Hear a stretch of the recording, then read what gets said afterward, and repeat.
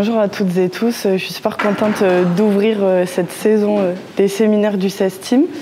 Donc, comme l'a dit Clément, aujourd'hui je vais vous parler de ma thèse en sociologie qui porte sur le BDSM en France. Et je voulais peut-être commencer la présentation par définir ce que c'est. Je suis désolée pour les collègues de Saint-Hercom qui ont déjà entendu cette définition plein de fois. Mais pour les autres, du coup, BDSM, en fait, c'est un terme parapluie qui regroupe trois acronymes différents. Donc on a tout d'abord B et D pour Bondage et Discipline. Donc c'est un ensemble de pratiques orientées vers les châtiments corporels et des restrictions physiques et sensorielles. Ensuite, on a DS donc pour domination et soumission, où là, ce sont plutôt en fait des dynamiques relationnelles où une personne dominante va prendre le contrôle d'une personne soumise. Et enfin, SM pour sadomasochisme, où là, donc, sont des pratiques plutôt orientées vers la douleur corporelle et sa transmutation en plaisir. Et évidemment, on parle que de pratiques consenties ici. Voilà. Et donc, pour aborder cet objet de recherche qui est en fait assez large, j'ai décidé de me concentrer sur la question de la diffusion des informations, qui est en fait une question assez classique en sociologie. Et plus précisément, en fait, je m'intéresse à la diffusion des connaissances et des outils de prévention des risques inhérents au BDSM, enfin aux pratiques BDSM en France, puisque en effet, les pratiques et les relations BDSM impliquent plusieurs risques. Ça a été documenté dans la littérature, mais j'ai aussi pu le constater sur mon terrain. Et en fait, ces risques peuvent être classés en 4 grandes catégories. Donc, on a les risques infectieux qui sont toutes les maladies qui peuvent être transmises par les fluides corporels. Les risques plutôt physiques, donc là, c'est plutôt des blessures involontaires, voire même des décès liés à une mauvaise maîtrise des techniques utilisées ou un matériel défectueux. On a également des risques psychologiques liés aux enjeux d'emprise et de non-respect du consentement qui sont assez importants dans ces pratiques qui viennent quand même jouer sur les limites et qui peuvent aussi induire des états de conscience modifiés. Et enfin, des risques sociaux en lien avec la stigmatisation et les discriminations. Et donc, comme je vous disais, en fait, dans ma thèse, je m'intéresse à la prévention de ces risques. Et donc, en fait, l'idée, c'est de me questionner sur quelles sont les ressources de prévention qui sont produites, par qui a accès à ces ressources et qui, au contraire, en est éloigné, et comment se diffusent ces ressources-là. Et donc, pour répondre à cette question de la circulation des ressources de prévention, j'utilise une méthode d'enquête qui est mixte. En fait, ma thèse, elle s'est découpée en 2 grandes parties. Donc là, j'ai fini la première partie, qui est celle que je vous présente ici, où en fait, elle a consisté à la fois une enquête ethnographique avec des outils qualitatifs. Donc, c'est-à-dire que j'ai fait des observations en ligne, donc sur les réseaux sociaux et dans des groupes virtuels dédiés au BDSM. J'ai aussi fait des observations participantes dans des événements communautaires. Les événements auxquels je suis allée, c'était des formations théoriques et des munchs. Donc en fait, les munchs, c'est des réunions de personnes qui sont intéressées par le BDSM et qui le pratiquent dans des bars, dans des restaurants, dans des parcs, etc. En fait, dans des lieux publics. Et le but, ça va juste être de se rencontrer, de discuter. Il n'y a pas de pratique en fait dans ces événements-là. Et enfin, j'ai aussi réalisé 25 entretiens individuels semi-directifs en visioconférence entre septembre 2024 et janvier 2025. Avec des pratiquantes de BDSM évidemment majeurs et qui résident en France. Et j'ai également eu l'occasion de faire un focus plus particulier sur les hommes ayant des rapports sexuels avec d'autres hommes, donc les HSH, qui pratiquent le BDSM. Donc avec l'aide de plusieurs collègues de Saint-Hercom, j'ai fait une analyse statistique sur une base de données qui s'appelle le Net Gay Baromètre, donc sur l'édition 2018 plus précisément. Et en fait, cette analyse, elle visait à regarder s'il y avait un lien entre les comportements à risque et de prévention au regard du VIH et des IST et la fréquence de pratique du BDSM chez les 8854 HSH qui composaient la population d'études. Et donc en fait, toute cette première partie et donc tous les résultats et les analyses que j'ai pu en tirer me permettent dans un second temps de construire en fait mon propre questionnaire. Donc c'est ce que je suis en train de faire avec l'idée de le faire passer normalement cet automne. Donc ce serait un questionnaire en autopassation avec des critères d'inclusion toujours larges comme pour mon volet qualitatif. En fait, j'ai pas pour objectif de viser une sous-population en particulier. L'idée, c'est vraiment de m'intéresser aux personnes qui pratiquent le BDSM en général. Et la particularité de ce questionnaire, ce serait qu'il inclurait un module d'analyse de réseau. Donc l'analyse de réseau, c'est un outil méthodologique qui permet en fait d'objectiver le tissu relationnel des personnes qui sont interrogées. Et en fait, il permet de se concentrer vraiment sur les interactions plutôt que sur les actions individuelles ou les actions collectives, mais vraiment de se centrer entre les deux. Donc comme j'ai sur les interactions et sur les ressources qui sont véhiculées par ce biais-là. Et en fait, ça en fait un outil méthodologique vraiment propice à l'étude des phénomènes de diffusion qui sont ce qui m'intéresse dans le cadre de ma thèse. Voilà, donc maintenant, là je vous ai présenté un peu au global mon objet de recherche, ma question de recherche et ma méthodologie. Et comme l'a dit Clément, j'aimerais aujourd'hui focaliser ma présentation sur l'aspect qualitatif de mon travail de thèse. Et avant de commencer, je voulais quand même préciser d'où je parle pour que vous ayez peut-être en tête certains biais qui influent sur mes résultats.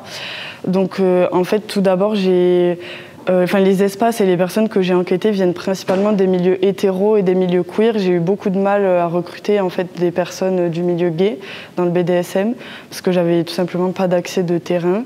Et j'ai eu aussi beaucoup de mal à interroger de manière assez évidente des personnes qui pratiquent juste dans leur intimité et du coup qui n'ont pas vraiment de lien avec les communautés.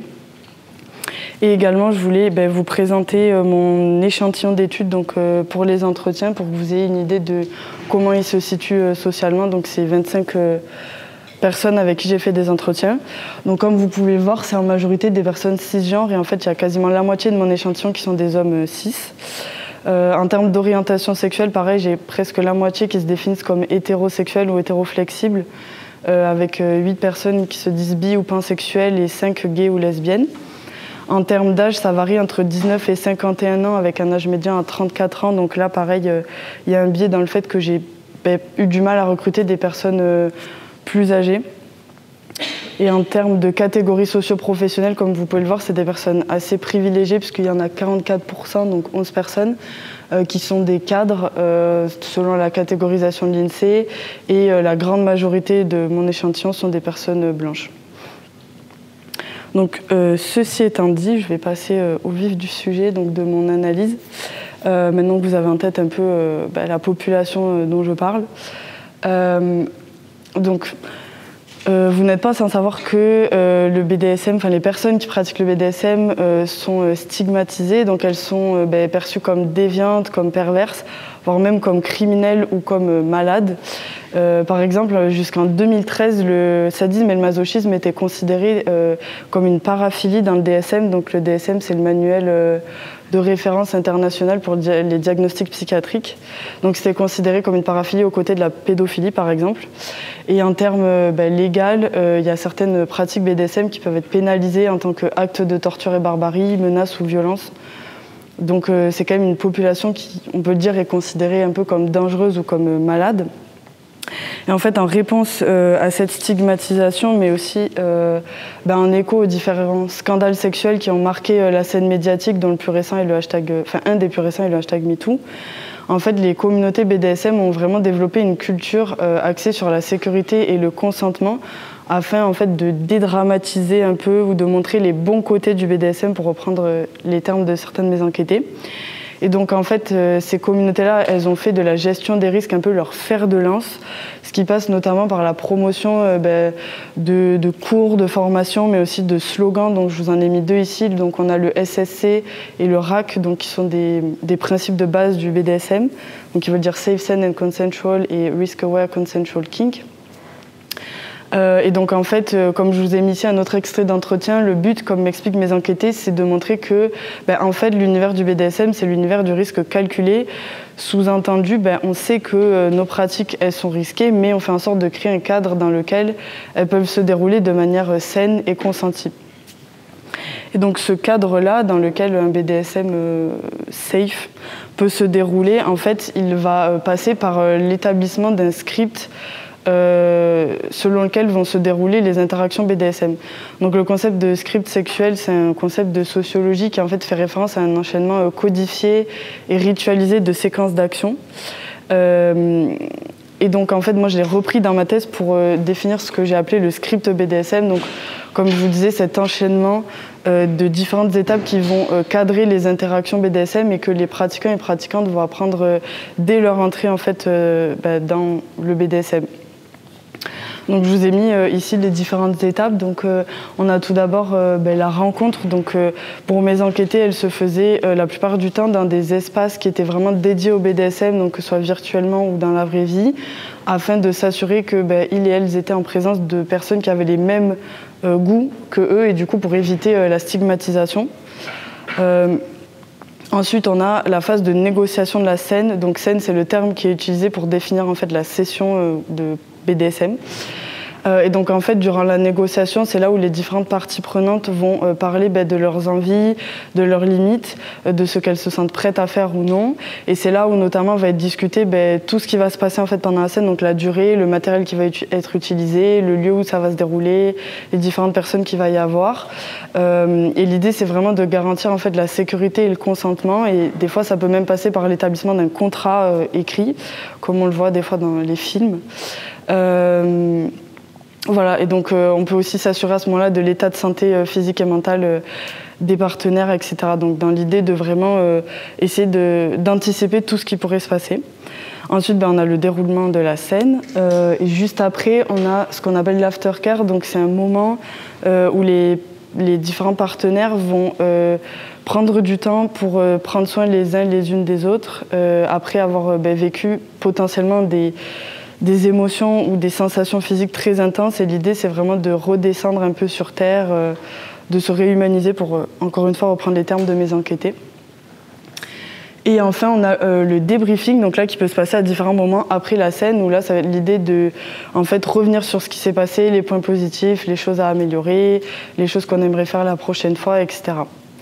Donc ce script-là que je viens de vous présenter, il représente un peu un idéal typique de comment les interactions BDSM doivent se dérouler.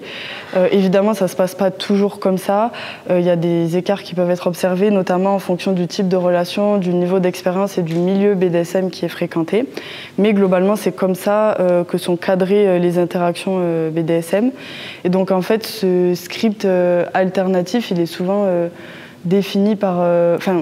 ce script, il est souvent défini justement par mes enquêtés comme un script alternatif qui vient redéfinir ou refaçonner en fait la manière dont ils et elles perçoivent et mettent en œuvre leur intimité en mettant au cœur de leurs préoccupations la gestion des risques que je vous ai présentés plus haut.